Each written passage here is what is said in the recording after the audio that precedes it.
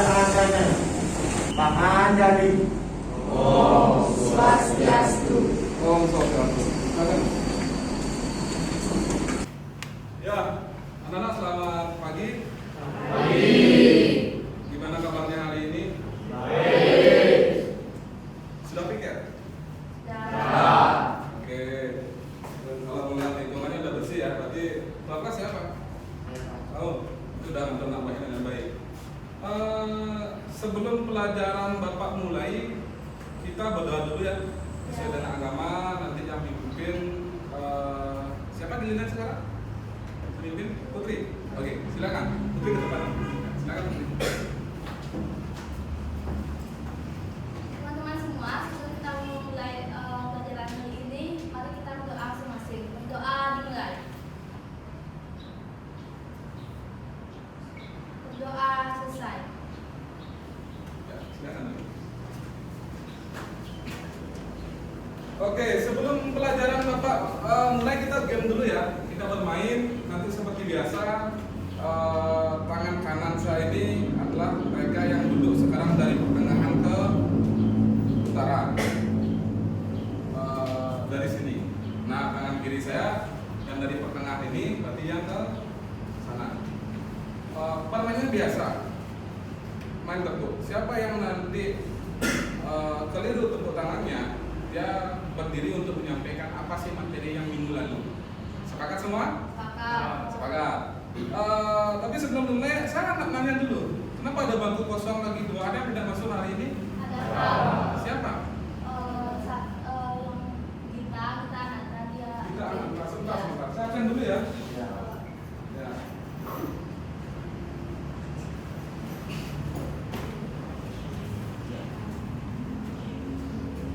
Siapa yang masuk hari ini? Kita ada. Kita. Kenapa dia? Sakit. Izin Pak. Izin kemana? Pernah tahu saya. Apa kemarin yang nelpon orang tuanya itu ya mungkin ya? Ya. TP2 kan ya? Ya. Ya, oke, betul. Kita lagi siapa? Dika. Dika juga sakit. Ya. Oke, siapa lagi? Itu ada Pak. Oh, itu Ini ada aja. update, cuman ada kegiatan. Oh, ada tugas khusus ya. Saya takutnya apa namanya, yang sudah hadir hari ini tidak ada informasi. Takutnya kemarin naik truk kemarin kasus apa namanya, Bali Bengong itu. Oke, salam dari Bijay pokoknya. Sekarang salamnya udah berubah ya, bukan salam dari Bijay, tapi salam Bali Bengong. Oke. Saya mulai ya. Saya mulai, ingat ini tangan kanan saya dari sini ke utara, terus yang di kiri dari sini ke selatan. Gas dulu ya. Oke. Tangan depan gini ya. Jangan nyari aman.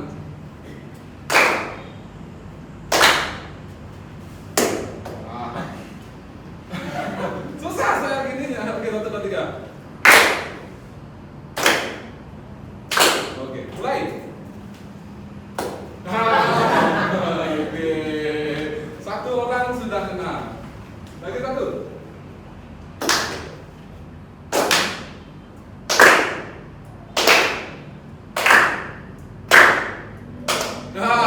Oke, cukup 2 orang aja.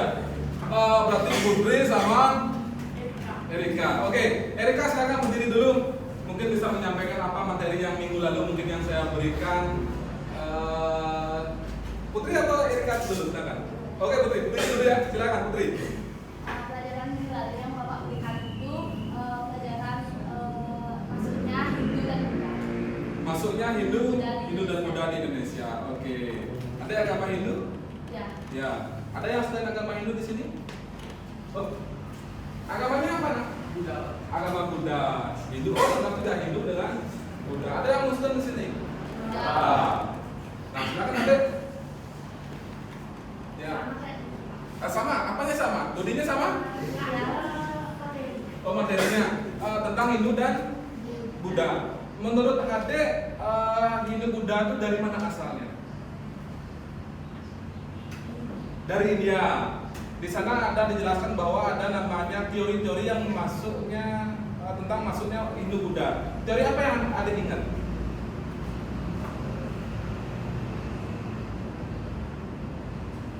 Atau ada yang bisa bantu? Silakan angkat tangan. Silakan. Ayo. Oke, berdiri. Teori kasta. tentang tingkat-tingkat nama Sebutkan. seperti Ida Bagus, Jokodo itu. Bisa, silakan duduk. Ada lagi yang mungkin bisa membantu, silakan. Teman-temannya teori apa yang mungkin proses maksudnya Hindu-Buddha? Oke, betul lagi, silakan. Teori Waisya. Teori Waisya. Waisya artinya? Waisya. Oke, pedagang. Ada lagi Brahmana. Ya, ada lagi teori Kesatria. Ada lagi teori Sudra. Tapi teori yang kemarin kita bahas yang paling mendekati dari diskusi kemarin kan teori arus balik. Nah, anak-anak itu tentang proses maksudnya Hindu-Buddha kemarin. Nah, hari ini Bapak hadir di kelas TB2 ini untuk membahas tentang proses masuknya agama Islam ke Nusantara. Sama sebenarnya tentang masuknya Islam dengan agama Hindu-Buddha. Nah, lebih jelasnya saya akan tampilkan sebuah gambar dulu. Dari gambar ini apa sih yang terlintas di pemikiran Anda? Oke. Nah, di antara kalian siapa yang bisa memberikan argumennya tentang gambar ini? Silakan berdiri. Gambar apa ini? Silakan. Ayo angkat tangan. Anak-anak hebat di sini loh. Jangan ragu-ragu. Oke, nama siapa ya? Ayo Anggrini. Silakan Ayo Anggrini. Itu gambar Ka'bah. Gambar Ka'bah. Ka'bah itu apa ya? Kamu Hindu apa Muslim? Hindu. Kok tahu ini adalah Ka'bah? Ini tempatnya tempat pemujaan Ya, Bapak menengahi ini memang benar Ka'bah. Itu tempatnya ada di Arab, Mekah. Ka'bah itu adalah kiblat orang sembahyang sholatnya saudara kita yang Muslim. Anak-anak wajib tahu kalau di Bali, bicara Bali ini tidak lagi kita bicara bahwa kita adalah mayoritas agama Hindu, tapi banyak sudah saudara kita yang Hindu. Makanya di Bali ini kalau dulu leluhur kita bilang bahwa mereka yang beragama Islam itu adalah nyamo selam. Nyamo selam. Artinya apa? Nyamo saudara Islam. Bahkan ketika saya tarik benang merah, saya kemarin iseng mencari literasi di dunia maya, saya menemukan sebuah gambar ini foto sebuah pura. Nama pura ini adalah Pura Ratu Gede Muka. Pura Ratu Gede Muka. Anak-anak kan tahu bahwa pura itu adalah tempat sucinya agama Hindu. Kalau Mekah ini berkait dengan Islam. Nah, kenapa ada hadir pura Ratu Gede Mekah di Buleleng, Tejokulo? Nah, ini berkaitan dengan sebuah keilmuan namanya toleransi yang melahirkan namanya akulturasi. Akulturasi ini adalah perpaduan dua budaya bahkan lebih dan menghasilkan budaya baru. Sama dengan Anda. Kamu mirip siapa, Dek? Orang tuanya dominan mirip bapak atau mirip ibu? Oh, biangnya, kenyangnya mirip ibu. Oh iya sih. Kamu mirip siapa di rumah? Mirip bapak. Oh, kamu bukan saya yang bikin. Jangan gini dong lihatnya. Oke. Kamu mirip ibu. Dominan mirip ibu, tapi ada nggak mirip bapaknya? Ada sifat. Oh, sifatnya. Ini adalah pengertian akulturasi secara sederhana. Ini bapak, ini ibu, dia menikah lahir kamu. Dominan pasti kamu akan memiliki sifat orang tuanya. Nah, kalau dari segi keilmuan budaya, ini budaya A, ini budaya B. Bercampur dia, muncullah akulturasi yang tidak menghilangkan budaya sebelumnya. Makanya di Pura Ratu Gede Mekah ini, mereka yang penyongsong pemaksanya, walaupun dia agama Hindu, dia tidak boleh makan apa? Daging babi. Karena umat Islam tidak boleh makan daging babi, haram. Kedua, kelaminnya disunat. Kenapa bengong? Tahu nggak kelaminnya? Laki-lakinya disunat. Oh, disunat. Apa?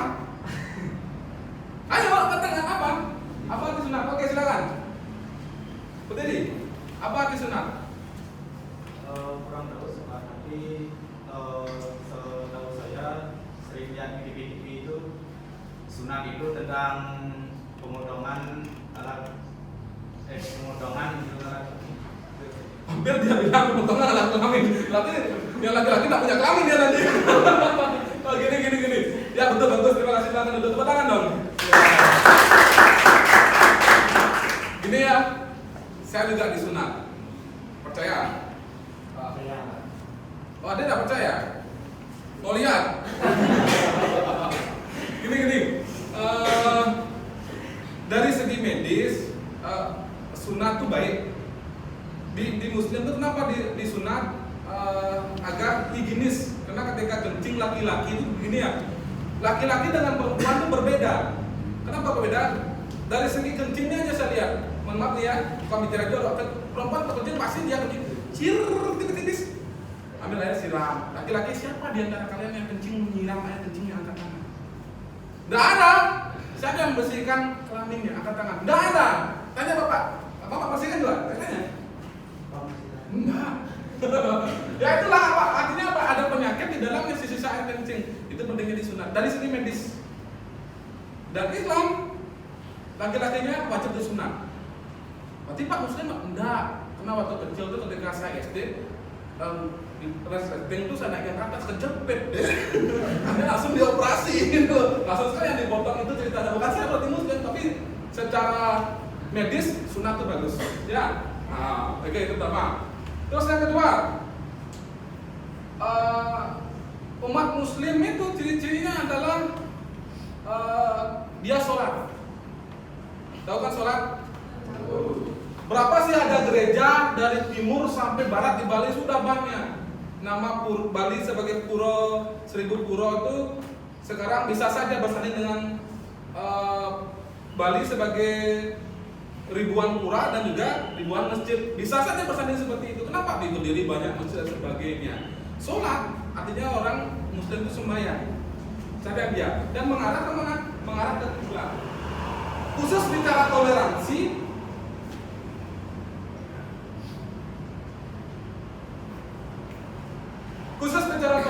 ternyata di daerah Bangli itu ada sebuah pura. Sorry, something this for you. Ya. Ada sebuah pura namanya Pura Langar Bunutin.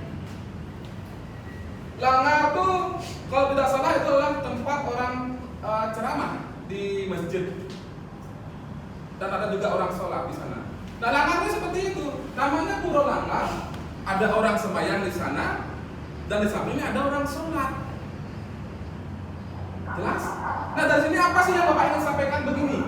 Ketika bicara Islam, walaupun kita di Bali ada mayoritas Hindu, tapi secara nasional kita ada perbandingannya. Mereka yang mayoritas agama Islam, kita Hindu, walaupun berbeda agama, berbeda darah, tapi kita satu kesatuan warga negara Indonesia. Kita tidak saudara secara agama, tapi kita saudara secara tanah air, dari Sabang sampai Merauke. Artinya apa? You biar Hindu, biar Kristen, biar Buddha, biar Islam, kita satu saudara. Itu yang ingin saya sampaikan. Di Bali aja bisa toleransi tinggi, kenapa yang nasional tidak bisa? Pasti lebih bisa lagi. Karena bicara Indonesia itu orang-orangnya orang-orang santun ketimuran. Makanya apa yang ada ideologi di timur, di barat, di dunia barat, di Arab sebagainya, Eropa, Afrika sebagainya, di Indonesia juga ada. Komunis pun ada, tapi sudah terlarang. Kenapa? Ada undang-undang melarangnya. Karena orang-orang komunis melakukan tindakan kejahatan, kudeta dan sebagainya. Seperti itu. Paham semuanya? Oke. Bapak lanjut.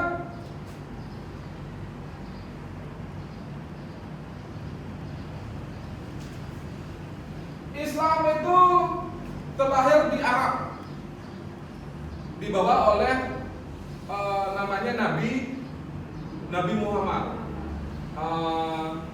Dan Indonesia secara khusus masuk dalam organisasi konferensi Islam. Kenapa? Karena kita adalah mayoritas Islam. OKI itu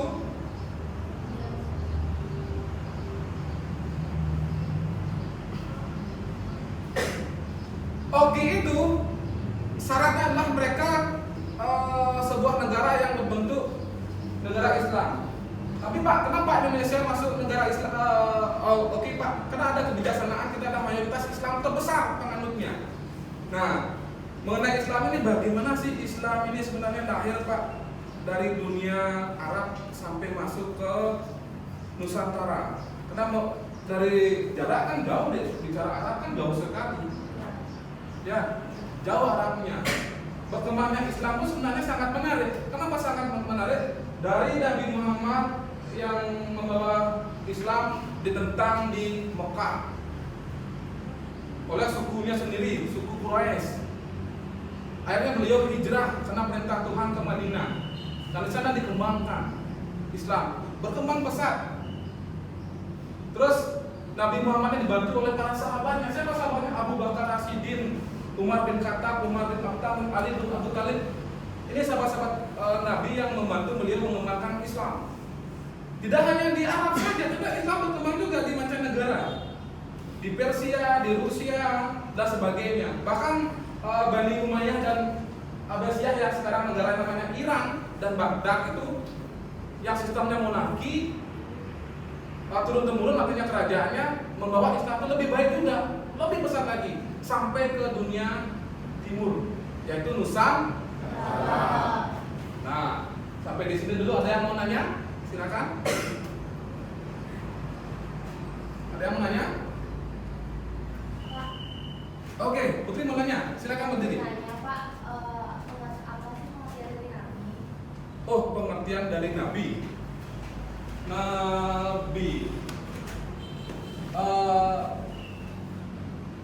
Begini. Syarat sebuah agama diakui di Nusantara itu kan satu, dia punya hari raya, dia punya penanggalan, dia punya nabi.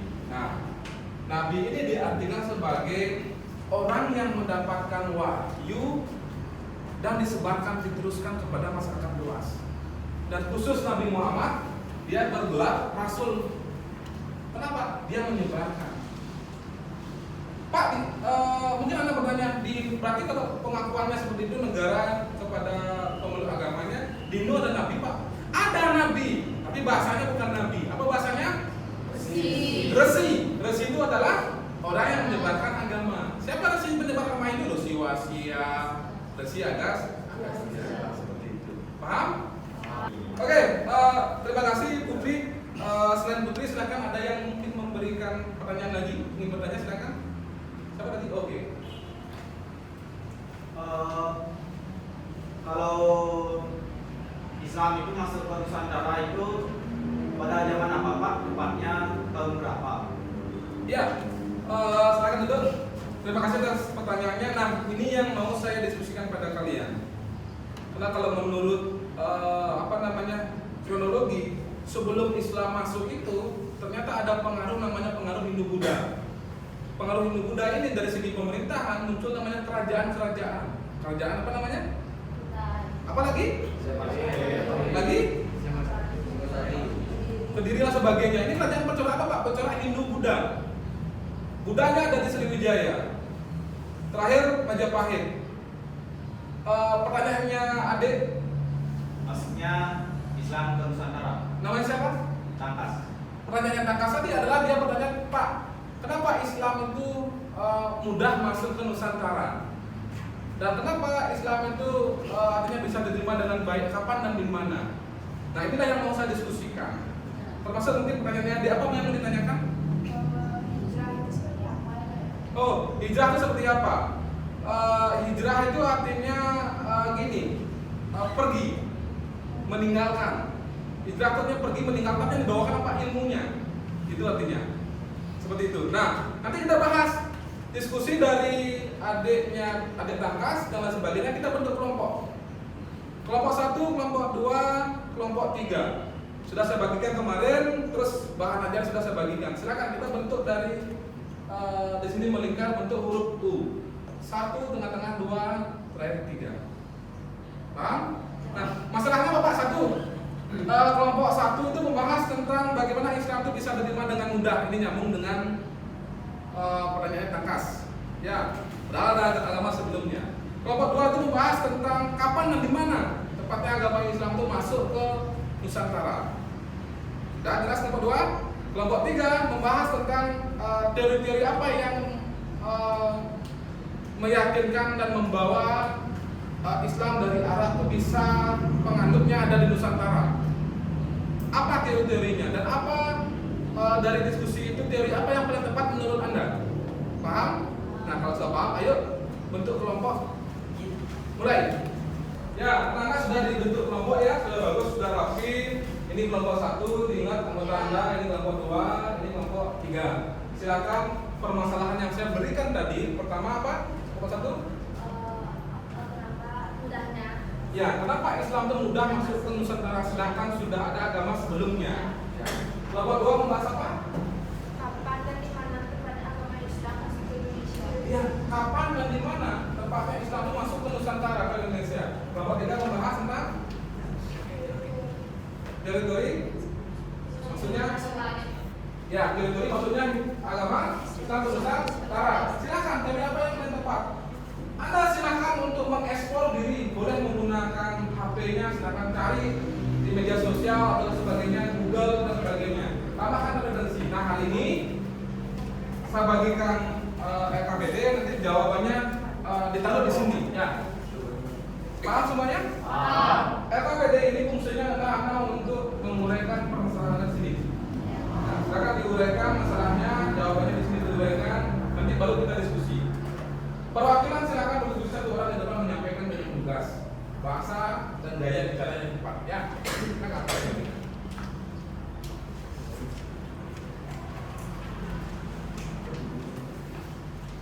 ada dulu yang bertanya? Silakan. Ada? Kalau tidak silakan dimulai. Saya kasih waktu 10 menit.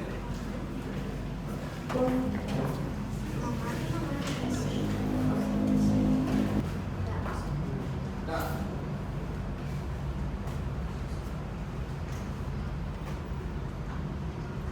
Ya, lanjutkan.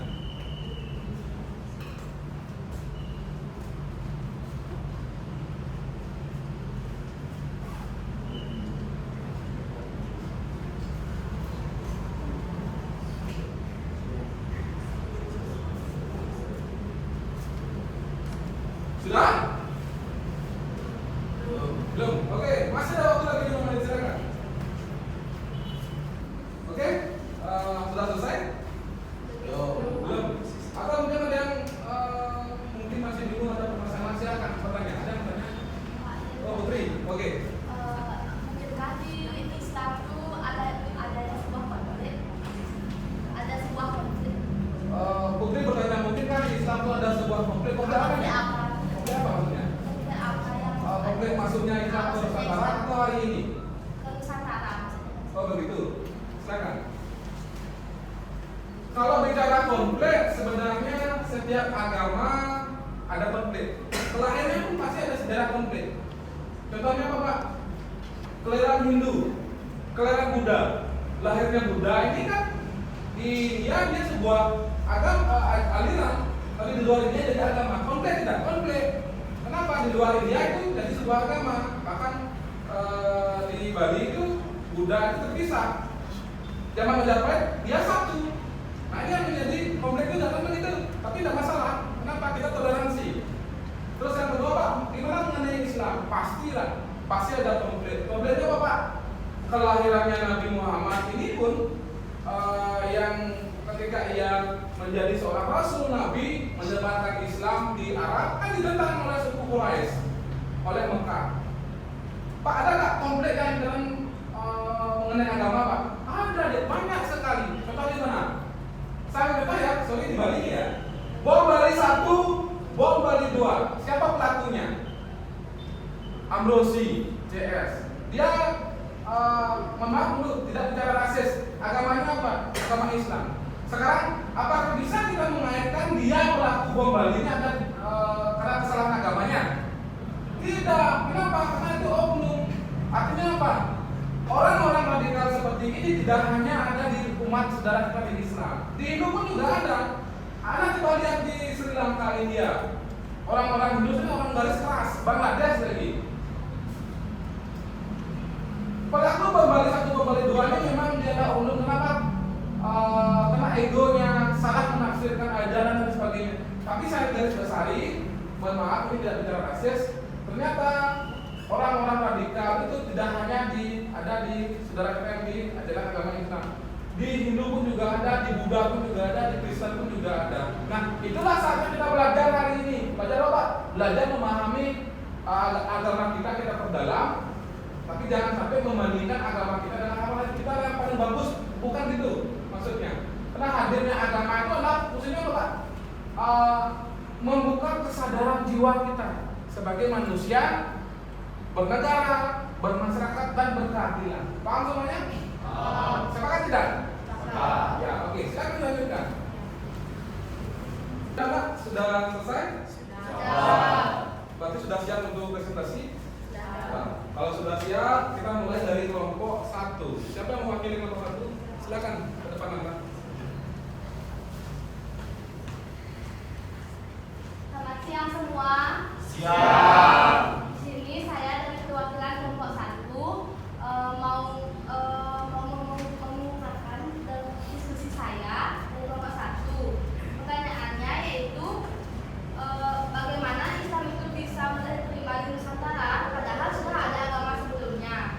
Nah, dari diskusi kami mendiskusikan Islam itu mudah diterima di Nusantara karena adanya pendakwah dalam Islam atau orang-orang yang siap menyebarkan bahkan menjadi kewajiban.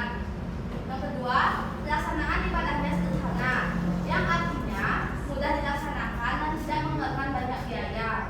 Yang ketiga, tidak adanya kasta, yang artinya dalam Islam menunjukkan semua orang memang sederajat atau memiliki derajat yang sama. Tidak ada pemisahan seperti dalam sistem kasta.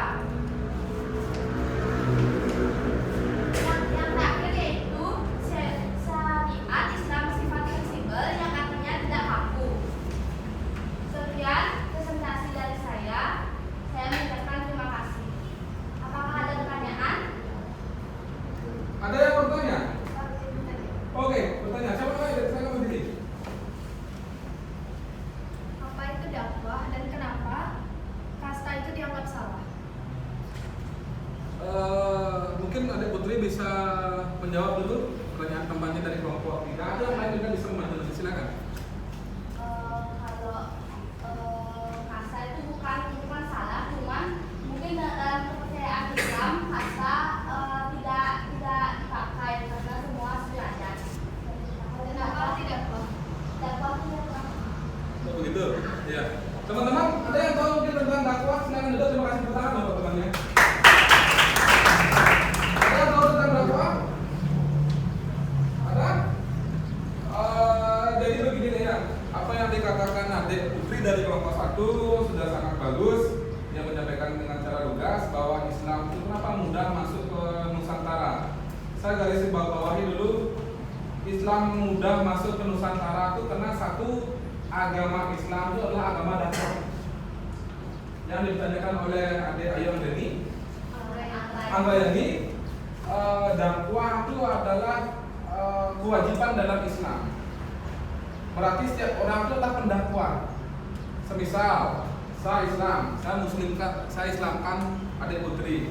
Masuk Islam itu sangat mudah. Kenapa mudah? Tinggal baca syahadat 3 kali. Ketika dia baca syahadat, dia akan tulus ikhlas, dia Islam. Inilah proses dakwah. Dan ketika dia masuk Islam, walaupun baru, dia wajib menyampaikan. Karena Islam itu dikatakan apa? Diartikan sebagai kesadaran berserah diri, taat dan patuh. Itu arti Islam dalam bahasa Arabnya. Artinya secara sederhana. Makanya ketika misalnya saya Islam, Putri saya Islamkan, dia baca syahadat, ini udah dakwah proses. Dan dia ketika Islam baru menyampaikan ke orang lain kebenarannya, itu dakwah juga. Artinya apa? Dakwah itu adalah kewajiban.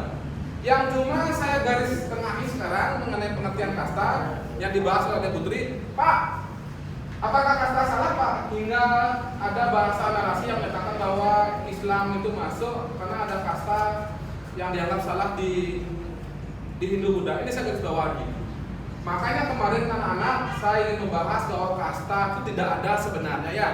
Ingat, kasta itu bukan artinya pentinggi perendahan seseorang derajat orang.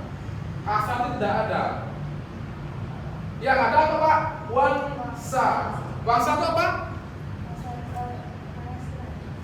Wangsa itu artinya sesuai dengan guna dan fungsinya manusia. Contoh, adik ini Brahmana.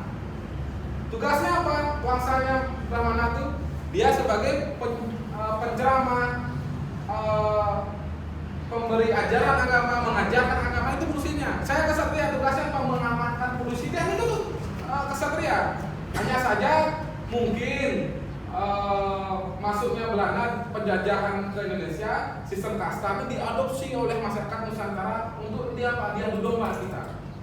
Oh, dia Brahmana paling tinggi, dia sudah paling rendah. Tidak, padahal kasta itu sebenarnya apa? Guna dan fungsi masyarakat. Bagi saya ketika masuknya Islam itu kasta itu bukan sebagai jawaban sebenarnya.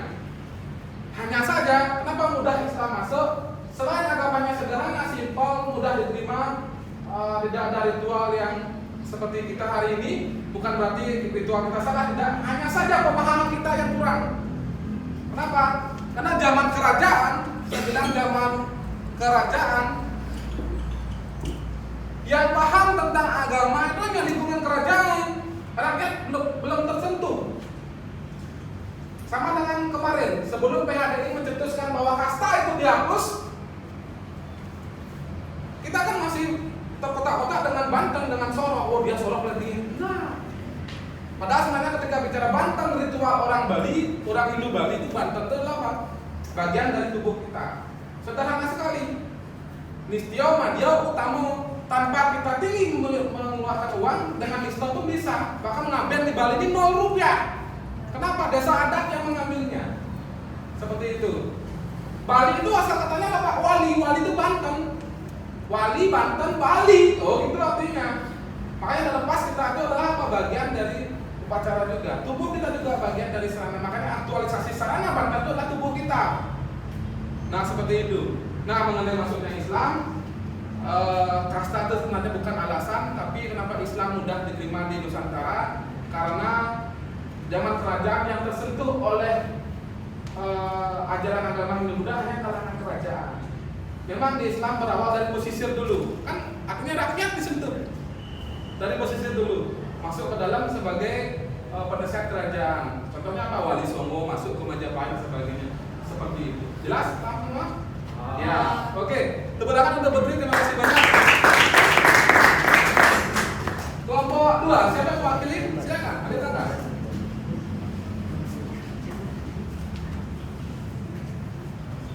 Halo semuanya. Halo. Saya dari perwakilan kelompok 2 ingin mempresentasikan jawaban dari soal kapan dan di mana tepatnya Islam masuk ke Nusantara. Mengenai kapan dan di mana, saya rasa belum tahu pasti. Namun ada satu pendapat mengatakan tentang masuknya agama Islam ke Nusantara, yaitu abad ke-7 dan 13. Jika abad ke-7 ini dikarenakan adanya catatan Cina yang menyatakan adanya orang-orang Tasik yang datang menyerbu Kalingga, namun gagal. Tasik ini diduga adalah mereka dari Arab. Jika abad ke-13 adanya berita Ibnu Battuta seberang musafir yang singgah ke Nusantara dan menemukan makam Malik Al-Saleh, raja kerajaan Samudra Pasai dari kerajaan Islam pertama. Sekian presentasi saya dari kelompok 2. Terima kasih. Oke, tepuk tangan buat.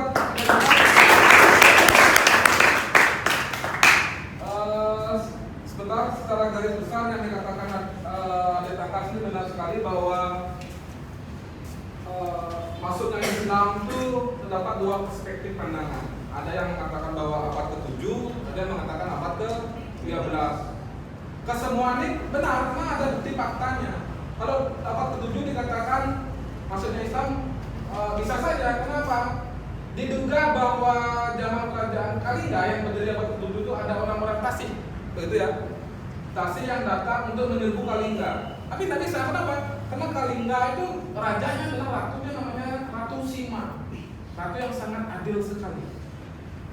Kenapa adil, Pak? Anaknya aja menemukan uang di jalan, mau diambil, tangannya mau dipotong. Mencuri itu loh. Nah artinya apa, Pak? Ini hukum artinya sebagai apa? Sebagai tauladan. Di Islam ada hukum itu seperti itu, ada hukum syariat, hukumnya sangat taat sekali, mencuri, potong tangan dan sebagainya. Nah kalau bisa mungkin Indonesia kalau mencuri, kalau usul aja ya, andai kata hukumnya adalah hukum potong tangan bagi yang mencuri, yang mantu yang korupsi itu pejabat kita gimana? Setuju nggak? Setuju. Saya pun setuju. Artinya apa? Keraskan dulu. Artinya tidak ada yang melanggar. Terus yang memperkosa kita kebiri. Setuju nggak? Setuju. Nah itu kembali pada undang-undang deh. Artinya apa? Ada kesepakatan nanti. Di Islam pun ada hukum seperti itu, namanya syariat Islam. Nah orang-orang Tasih ini yang masuk ke Nusantara ini udah Kalingga ini, Tasih ini juga adalah orang-orang Arab. Itu abad ke-7. Terus abad 13 buktinya apa, Pak? Abad ke-13 itu dikatakan bahwa berita Ibnu Battuta ini yang masuk ke Nusantara menemukan makam.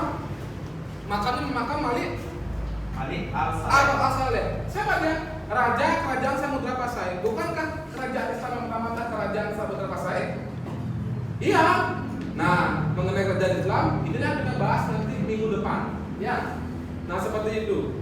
Ada bukti abad ke-7, catatan kerajaan Kalingga Tasih itu, berita Cina itu. Terus ada yang mengatakan abad ke-13. Semua perspektif betul. Tetapi saya bisa menarik benang merah. Benang merahnya apa, Pak? Jika Islam masuk abad ke-7, terus ada abad ke-13, berarti Islam itu mengalami hambatan. Kenapa? Baru berkembangnya Islam itu kurang lebih abad ke-13 setelah runtuhnya Majapahit secara nasional. Artinya jika masuk abad ke-7 berarti berkembang abad ke-13, Islam itu mengalami rintangan di Nusantara masuk. Prosesnya lama. Nah, rintangan-rintangan ini adalah nanti sebagai PR-nya Anda. Saya sudah berikan RKPD, nanti ditulis di sana. Silakan ekspor otak Anda, diri Anda di dunia maya, referensi Google sebagainya. Apa sih rintangan-rintangan yang dihambat oleh maksudnya Islamnya dari abad ke-7 seperti itu? Paham? Oke, terima kasih.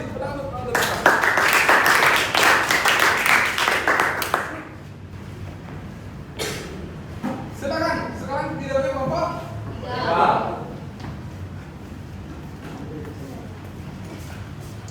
Selamat siang semua, saya perwakilan dari kelompok 3. Di sini saya akan menjawab pertanyaan mengenai teori manakah yang paling kuat. Teori yang paling kuat menyatakan masuknya Islam ke Nusantara adalah teori Mekah atau Arab, yang dimana menyatakan bahwa masuknya Islam ke Nusantara dari Arab. Namun semua teori itu menguatkan masuknya budaya Islam ke Nusantara. Namun kenapa saya menyatakan teori Mekah? Karena Islam disebarkan oleh Nabi Muhammad yang berasal dari Arab. Oke, adik ini mengatakan bahwa masuknya Islam itu banyak teori. Tapi ingat deh ya, yang namanya teori itu apa? Sifatnya sementara. Contoh, Takas, namanya Ayu. Menurut Takas, Ayu gimana? Simpel. Menurutnya Takas, Ayu gimana? Cantik. Oke. Menurutnya Anda gimana? Oh, cantik. Calon playboy. Oke, menurutnya Adek, dia gimana? Ya. Oh, pintar. Ini kan banyak perbedaan, artinya Pak, banyak perspektif. Pak, Bapak gimana dia? Seksi. Amazing. Nah, artinya apa? Teori itu seperti itu. Ada pandangan, ada perspektif yang berbeda, tapi tergantung sekarang orang yang mendukung yang mana. Itulah teori yang benar. Mengenai masuknya Islam ini banyak teori. Ada teori Arab, ya memang karena Islam dari Arab. Ada teori Gujarat dari India, tetapi lemahnya apa, Pak? Gujarat di India itu adalah apa? Penganut Islam Syiah. Di Indonesia Islamnya apa Pak? Alirannya Sunni. Kan begitu, artinya ada kelemahan. Nah, apapun teorinya, saya memiliki sebuah kesimpulan bahwa masuknya Islam ke Nusantara ini banyak dari faktor-faktor. Selain dari teori itu, ada juga faktor namanya faktor perdagangan. Nah, masuk pedagang entah dari Arab, dari Mekah, dia jualan, terus ada orang lokal, cinlok dia, muncul faktor perkawinan. Saya pedagang, ini belanja, aduh gelis dia, oh cantik dia, artinya apa? Tertarik dia, cinlok saya nikahi, saya Islam, dia Hindu mungkin atau Buddha, otomatis dia jadi apa? Jadi Islam, dari perkawinan. Apalagi ketika Islam berkembang di Nusantara, dia mengadopsi namanya peseraman. Namanya apa Pak? Pesantren. Pesantren ini dasar katanya adalah santri. Santri itu sakti, sakti itu damai artinya. Bahwa pesantren adalah budaya kita dulu, budaya Hindu-Buddha. Diadopsi, dijadikan tempat pendidikan agama Islam. Berkembanglah Islam itu. Apalagi dari segi kesenian, Sang Sunan Walijalan, dia menyebarkan Islam kenapa? Dengan cara wayang, menampilkan wayang. Wayang itu budaya apa? Budaya Hindu. Sekarang kita nonton, dia adopsi wayang, dia bawa wayang, dia sampaikan tentang ajaran Islam. Akhirnya orang yang menontonnya tertarik nggak? Tertarik, seperti itulah. TDM, paham? Oke, tepuk tangan buat Ayu. Ya, karena sudah mau bel ini, terima kasih banyak untuk diskusi hari ini. Ingat PR saya. Ya, Pak. Apa PR saya nanti? Ya, itu artinya apa Pak? Ada Islam masuk abad ke-7 dan berkembang pesat abad ke-13. Silakan. Kenapa Islam yang masuk abad ke-7 dan bisa berkembang setelah abad ke-13? Artinya Islam itu mengalami rintangan. Silakan analisis mengenai permasalahan ini buat dalam SKPD yang saya berikan, dikumpulkan minggu depan. Paham semuanya? Ya. Terakhir saya simpulkan. Siapa yang bisa menyimpulkan? Sebelum Bapak silakan. Ada yang bisa menyimpulkan mengenai pelajaran ini? Intinya, Putri mungkin silakan. Silakan. Menurut saya, kesimpulan dari materi ini itu masuknya Islam ke Nusantara yaitu mudah masuk ke Nusantara karena adanya syarat tertentu yang mudah. Materi ini juga ada banyaknya toleransi. Oke, ini yang penting. Terima kasih Putri, tepuk tangan untuk Putri. Ini yang mau saya ajarkan, bahwa masuknya Islam, entah Islam atau agama Hindu, Buddha dan sebagainya adalah bagian dari negara kita. Apapun keyakinan Anda, entah Islam, entah Hindu, entah Buddha, itulah keyakinan secara personal. Tapi ketika kita bicara sekarang secara nasional Nusantara Indonesia, kita berdiri sama. Kita berdiri sama. Yuk beda secara agama, tapi kita saudara secara apa? Secara berbangsa dan bernegara. Ingat, jangan lupa tersenyum dengan orang, jangan lupa untuk menolong orang tidak dalam kesusahan, dan jangan juga secara personal jangan lupa bahagia apapun masalah ada. Salam dari Binjai, salam apa yang keren sekarang ya? Salam Balai Bengong. Ikuti aja. Tapi ingat, hal positif kita tiru, hal negatif kita introspeksi diri agar kesalahan yang kita lakukan sebelumnya jangan sampai terulang lagi. Sepakat semua? Saya hari semua duduk siap, gerak. Saya pimpin doa sebelum pulang sesuai dengan agama dan keyakinan. Ada pertanyaan mungkin? Tidak. Kalau tidak, saya pimpin sesuai dengan agama dan keyakinan. Doa mulai. Doa selesai. Selamat pagi. Pagi. Maka menjawab Bang Santi. Pada saya Rama Santi.